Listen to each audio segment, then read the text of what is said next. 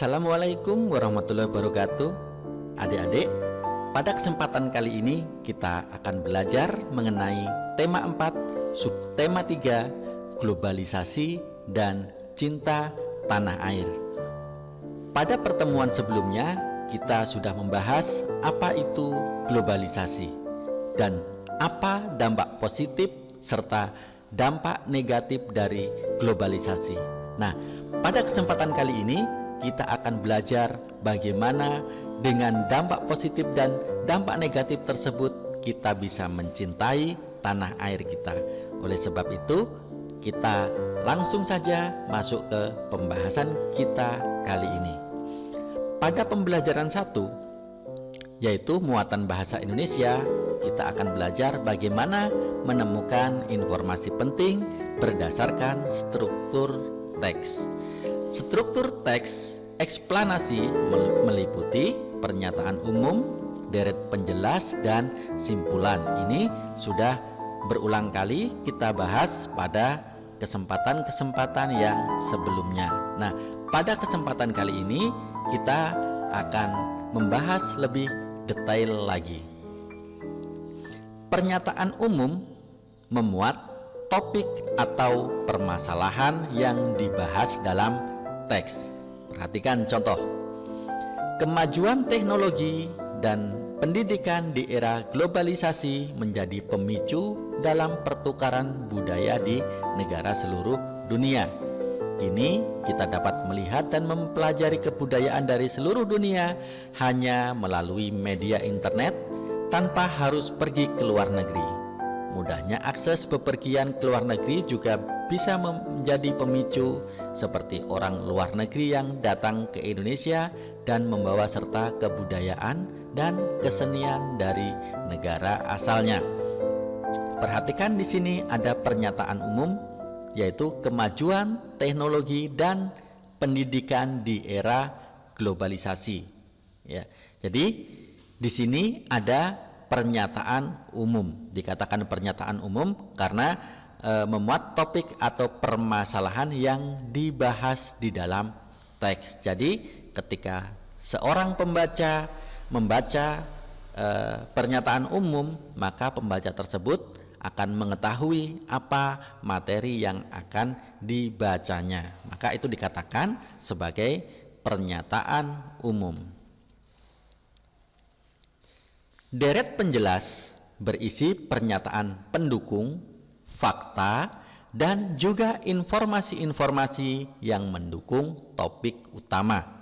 Perhatikan di contoh di sini, kemajuan teknologi dan pendidikan di era globalisasi memicu dalam pertukaran budaya di negara seluruh dunia. Maka di sini deret penjelasnya adalah kita dapat melihat dan mempelajari dan seterusnya. Mengapa dikatakan deret penjelas? Karena pada bagian deret umum tadi merupakan global atau keseluruhan materinya, pandangan secara umum. Sementara pada deret penjelas ini ada pendukung, fakta. Ya, faktanya sekarang memang ada internet, faktanya kita bisa bepergian ke luar negeri. Ya, ada informasi-informasi yang mendukung. Contohnya bahwa orang luar negeri bisa ke Indonesia dengan membawa budayanya serta keseniannya. Begitu juga orang Indonesia bisa membawa kesenian Indonesia ke luar negeri. Itu namanya deret penjelas. Selanjutnya adalah simpulan. Simpulan berisi hasil akhir dari uraian yang disampaikan pada bagian pernyataan umum dan juga deret penjelas. Perhatikan contoh simpulan berikut. Kemajuan teknologi dan pendidikan di era globalisasi menjadi pemicu dalam pertukaran budaya di negara seluruh dunia. Ini merupakan kesimpulannya. Kita dapat melihat dan mempelajari dari seluruh dunia hanya melalui internet, ya, tanpa harus ke luar negeri. Mudahnya akses bepergian ke luar negeri juga bisa menjadi pemicunya, seperti orang dari luar negeri yang datang ke Indonesia dan membawa serta budayanya dan kesenian dari negara asalnya. Jadi simpulan itu biasanya berada pada bagian akhir dari sebuah teks eksplanasi atau berada pada paragraf akhir. Selanjutnya di dalam pelajaran bahasa Indonesia kita akan belajar langkah-langkah melengkapi teks rumpang. Apa itu teks serumpang? Teks serumpang adalah teks yang sebagian kalimatnya dihilangkan. Dengan adanya teks rumpang, kita diharapkan mampu untuk melengkapi teks tersebut sehingga kalimatnya menjadi jelas. Lalu bagaimana langkah-langkahnya agar kita bisa melengkapi teks rumpang tersebut? Yang pertama, bacalah teks yang ada dengan cermat. Jadi kita harus membaca dengan cermat. Temukan topik atau permasalahan yang dibahas dalam teks tersebut.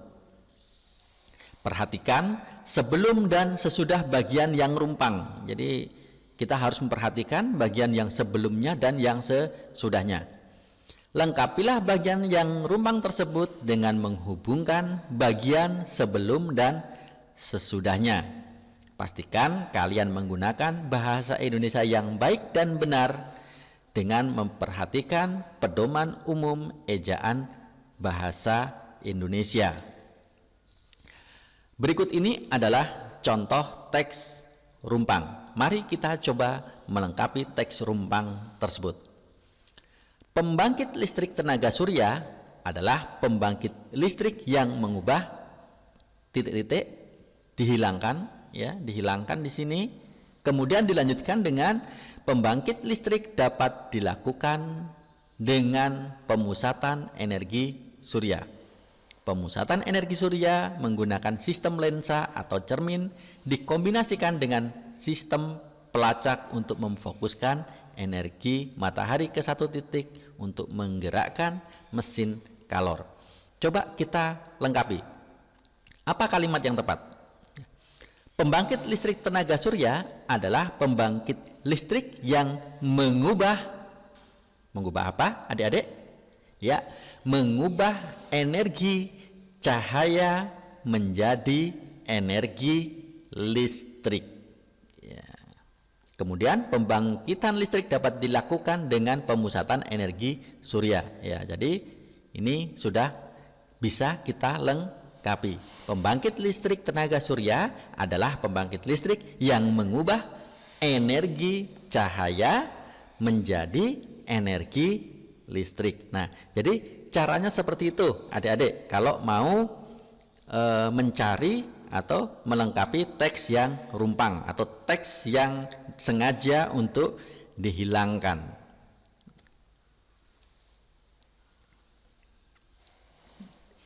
Informasi dari suatu teks dapat disajikan dalam bentuk gambar berseri. Gambar seri memudahkan pembaca untuk memahami isi atau informasi dari teks. Gambar seri harus disajikan berurutan sesuai isi urutan informasi suatu teks. Perhatikan gambar berseri berikut. Ini gambar nomor 1, kita bisa lihat ada seorang anak yang membawa bola. Maka kita bisa menceritakan. Untuk namanya adik-adik boleh mengarang. Mau si Dodo, mau si Dudung, mau si Adi, terserah saja. Ya, bisa kita contohkan si Adi ketika sore itu pergi ke lapangan dengan membawa bola dan seterusnya. Silahkan adik-adik bercerita, silahkan adik-adik membuat kalimatnya sendiri, menceritakan kejadian yang ada di nomor 1. Kemudian di nomor 2-nya ada gambar anak yang sedang bermain bola. Wah, saking serunya, silahkan adik-adik bercerita di paragraf yang kedua tentang keseruannya bermain bola. Ya. Dilanjutkan dengan paragraf yang ketiga, ya, atau gambar yang ketiga, di mana hari semakin sore semakin ramai, hujan turun, lapangan becek, ya, dan seterusnya. Silahkan adik-adik bercerita mengenai gambar seri ini dengan dengan tentunya dengan bahasa adik-adik sendiri. Kemudian yang keempat, kita perhatikan bahwa anak tersebut sampai di rumah mencuci bajunya yang kotor sendiri. Nah, ini juga adik-adik bisa ceritakan dalam paragraf yang keempatnya. Nah, kemudian jangan lupa juga menuliskan simpulan daripada cerita tersebut, tentunya dengan bahasa adik-adik sendiri. Tetapi kita juga tidak boleh melupakan mengenai aturan umum dalam menulis sebuah kalimat, yaitu harus sesuai dengan pedoman umum ejaan bahasa Indonesia tentunya. Selanjutnya kita masuk ke muatan IPA. Menjelaskan sumber energi alternatif penghasil energi listrik. Energi alternatif merupakan energi yang berasal dari alam dan jumlahnya tidak terbatas. Nah, jadi energi alternatif merupakan energi yang berasal dari alam dan jumlahnya tidak terbatas. Contohnya adalah energi matahari, kemudian energi air, ya, kemudian ada pasang surut dan lain sebagainya. Keuntungannya adalah lebih ramah lingkungan, bebas polusi. Sumber energi ada di alam, jumlahnya tak terbatas, contohnya air, cahaya matahari, ya, tidak terbatas. Memiliki jangka waktu habis yang lama, ya, jadi mungkin sebelum energi matahari habis kita sudah duluan habis, ya adik-adik ya. Nah, jadi energinya lama, ya. Contohnya adalah pembangkit listrik tenaga surya menggunakan sumber energi dari sinar matahari. Peralatan yang digunakan berupa panel surya, yaitu sebuah alat berbentuk lempengan logam yang mampu mengubah energi matahari menjadi energi listrik. Perhatikan gambar ini, di mana di atas atap diberikan panel surya, kemudian turun dengan menggunakan kabel masuk ke controller. Fungsinya controller adalah supaya tegangan yang dihasilkan tetap stabil sehingga tidak membahayakan perangkat elektronik yang kita pakai di rumah kita. Kemudian ada juga baterai, ya, baterai fungsinya adalah sebagai tempat penyimpanan sehingga ketika malam hari kita masih bisa menggunakan listrik walaupun tidak ada matahari karena energi tersebut disimpan di dalam baterai.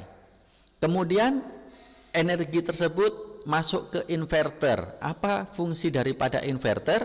Fungsi daripada inverter adalah menyesuaikan tegangan yang keluar sehingga listrik tersebut bisa untuk dipakai di perangkat elektronik yang ada di rumah kita, karena listrik yang dihasilkan tenaga surya itu voltase maupun ampernya belum sesuai dengan alat-alat elektronik yang ada di rumah kita, maka membutuhkan sebuah alat yang namanya inverter. Setelah itu baru listrik bisa kita manfaatkan tentunya.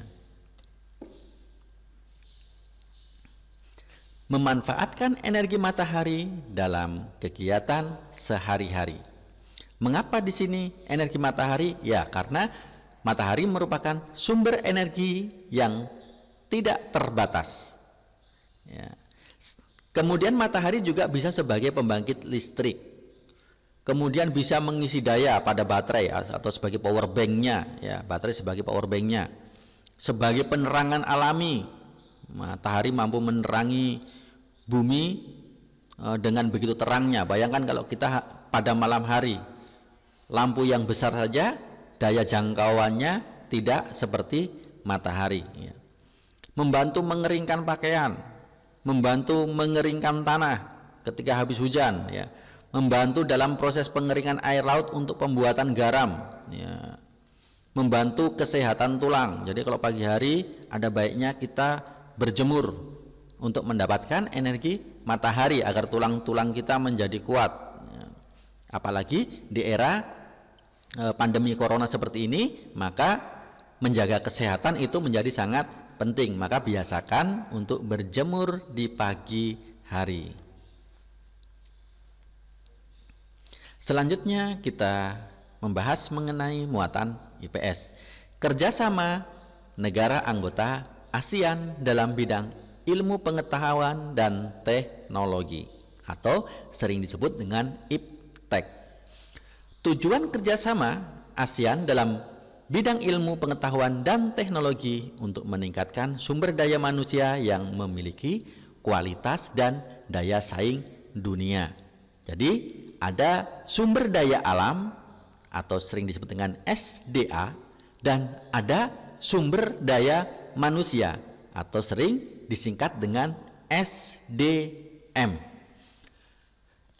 SDA, sumber daya alam yang melimpah tanpa dibarengi dengan sumber daya manusia yang memiliki kualitas tentunya tidak berimbang atau sumber daya alam tersebut akan sia-sia.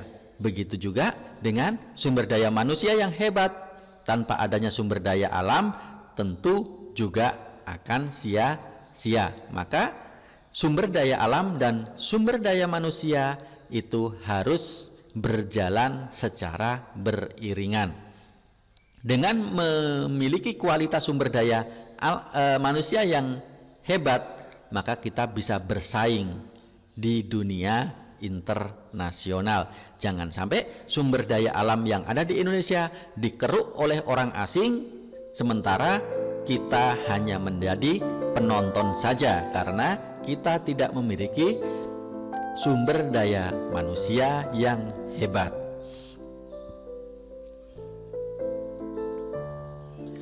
Contoh kerjasama negara anggota ASEAN dalam bidang ilmu pengetahuan dan teknologi. Contohnya adalah Deklarasi Penguatan Kerjasama Pendidikan yang dilaksanakan pada KTT ASEAN ke-15 tahun 2009. Kerjasama yang bertujuan untuk meningkatkan jumlah tenaga ahli ASEAN. Kita masih banyak perlu tenaga-tenaga ahli. Ya. Jadi adik-adik harus belajar supaya nantinya ketika dewasa menjadi tenaga ahli. Jangan menjadi tenaga kerja yang hanya mengandalkan otot saja, tetapi harus bisa mengandalkan otaknya menjadi seorang yang ahli. Pertukaran pelajar antar negara ASEAN dalam program Study Mobility serta ASEAN University Network. Tujuan kerjasama ASEAN yang pertama, mempercepat pertumbuhan ekonomi, kemajuan sosial serta pengembangan kebudayaan, meningkatkan stabilitas dan perdamaian, saling membantu di bidang sarana, pelatihan dan penelitian dalam bidang pendidikan, kesehatan, teknik dan administrasi, menjalin kerjasama yang lebih efektif guna meningkatkan hasil pertanian dan industri, perluasan perdagangan, perbaikan sarana dan prasarana transportasi dan komunikasi, serta meningkatkan taraf hidup rakyat dari negara-negara anggota. Ingat bahwa taraf hidup negara-negara yang ada di ASEAN itu masih berada di bawah standar taraf hidupnya. Ya, maka dari itu perlu adanya kerja sama. Meningkatkan kualitas pendidikan. Nah, pendidikan di ASEAN itu juga sangat tertinggal dari negara-negara yang ada di Eropa. Mempertahankan kerjasama yang erat dengan organisasi internasional maupun regional lainnya.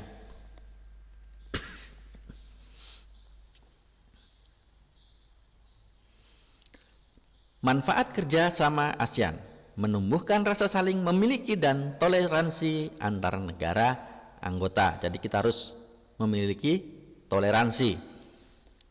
Semakin dikenalnya budaya Indonesia oleh negara-negara ASEAN. Jadi dengan adanya kerjasama, maka budaya kita menjadi lebih dikenal oleh orang-orang di negara-negara tetangga. Terciptanya kawasan yang damai, bebas dan netral dari pengaruh negara luar. Meningkatnya investasi dalam kegiatan produksi dan jumlah ekspor. Semakin luasnya pasar internasional, pemenuhan kebutuhan dalam negeri, memperluas lapangan kerja, meratanya perkembangan pengetahuan, ilmu pengetahuan dan teknologi di ASEAN. Jadi banyak sekali manfaat-manfaat kerjasama yang ada di ASEAN. Seperti yang sudah disebutkan ini, bahwasanya dengan adanya kerjasama itu maka semua bisa terwujud dengan cepat.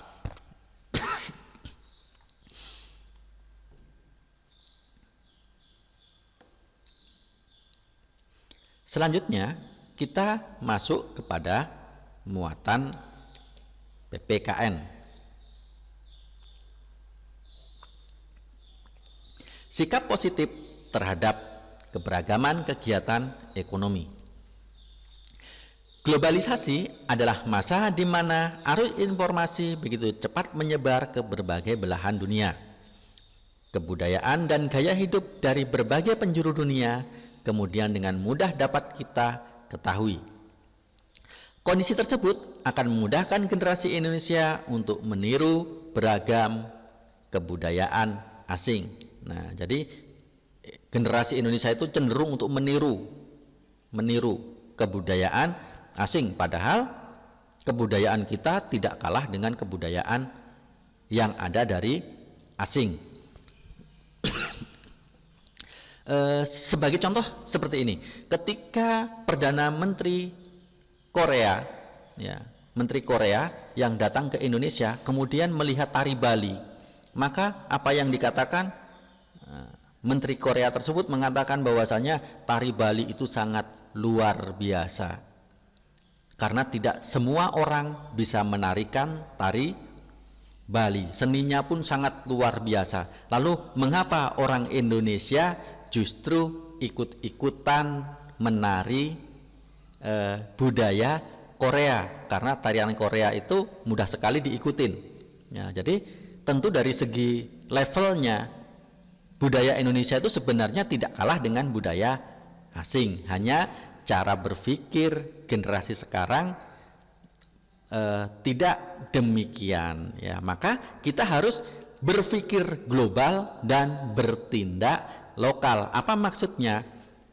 Kita harus mempunyai pengetahuan yang luas, bahkan seluruh dunia kita harus tahu. Tetapi dalam bertindak kita harus mempertimbangkan kearifan-kearifan yang ada di Indonesia. Kalau perlu budaya lokal kita bawa ke global, jangan kebalikannya.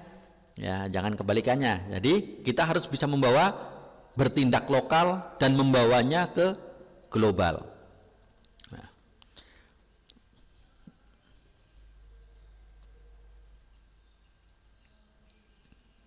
Sikap positif dapat ditunjukkan dengan bangga menggunakan buatan dalam negeri. Jadi salah satunya adalah kita harus bangga dengan menggunakan barang-barang yang dibuat di dalam negeri. Menggunakan barang buatan dalam negeri dapat meningkatkan perekonomian rakyat sehingga mendorong pelaksanaan pembangunan nasional secara cepat. Jadi dengan membeli barang buatan sendiri, maka Indonesia itu akan menjadi lebih cepat untuk menjadi negara dengan perekonomian yang kuat. Ya, jadi usahakan kalau memang masih ada barang buatan dalam negeri yang bisa kita manfaatkan atau kita beli, maka kita harus membelinya. Kecuali kalau tidak ada.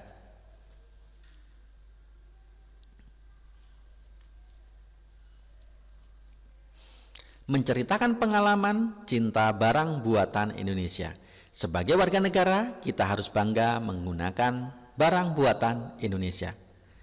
Penggunaan barang buatan Indonesia dapat mendukung pembangunan nasional karena ikut mensejahterakan para produsen dan pegawainya. Contohnya ini ada produsen batik. Kalau kita membeli batik, otomatis semua yang bekerja di batik ini ikut sejahtera. Mereka punya penghasilan yang baik. Kalau penghasilannya baik, maka taraf hidupnya menjadi baik. Begitu juga pengusahanya. Semakin banyak yang membeli batik, maka semakin banyak karyawannya, gajinya juga semakin bagus tentunya. Nah, maka kita harus membeli barang buatan dalam negeri. Penggunaan barang buatan Indonesia juga dapat mempererat persatuan dan kesatuan, karena para produsen merasa dihargai karyanya. Jadi kita harus mempererat persatuan dan kesatuan, ya. Tidak boleh membeda-bedakan suku. Orang Jawa memakai batik Dayak boleh, orang Dayak membeli batik Cirebon boleh, ya. Orang Sumatera, orang Aceh memakai batik Papua bagus. Jadi kita harus mempererat persatuan, ya.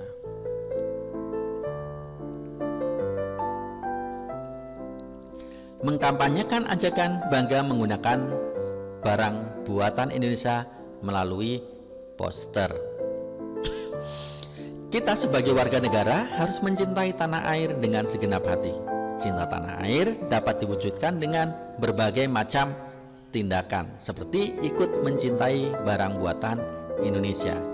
Jika kita mencintai barang buatan Indonesia, tentunya kita akan merasa bangga saat menggunakan barang tersebut.